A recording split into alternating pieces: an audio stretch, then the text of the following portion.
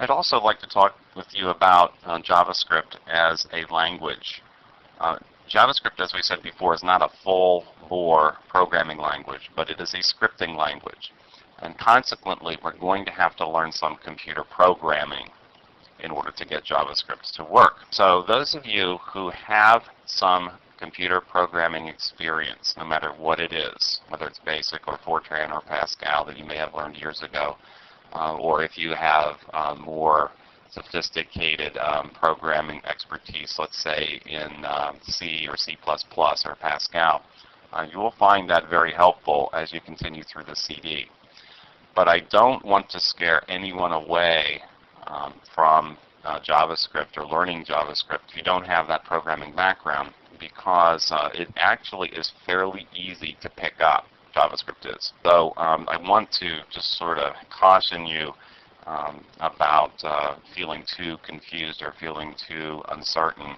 I just recommend you go through the lessons slowly and make sure that you understand them before proceeding to the next lesson.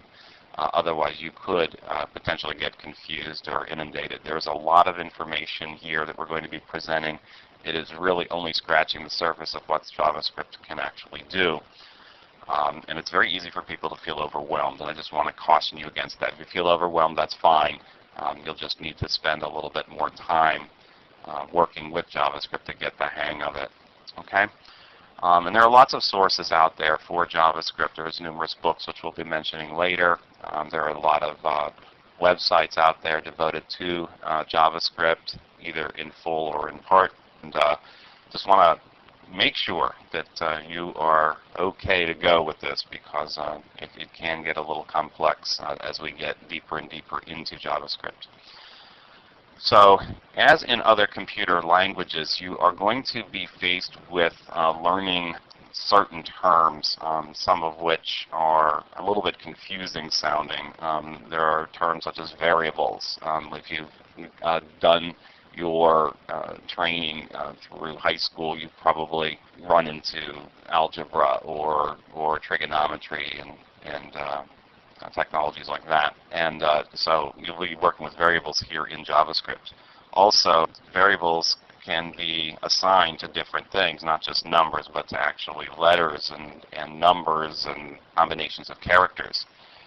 Those are known as strings in JavaScript. You may have JavaScript functions, which are basically commands in JavaScript that you can actually execute within your code. And there are also different and more complex types of things that you actually work with in JavaScript, one of which is called objects. And we'll talk about objects as we continue on through the CD. But this is a very big source of confusion to new users of JavaScript, and hopefully through the explanation on the CD you'll get a good idea of what that's all about. There are mathematical expressions that you use in JavaScript, mathematical expressions meaning x equals x plus 5, for example. What does that mean? Well, it basically means that x is going to be incremented by 5, and the results of that are going to be stored back into the variable x.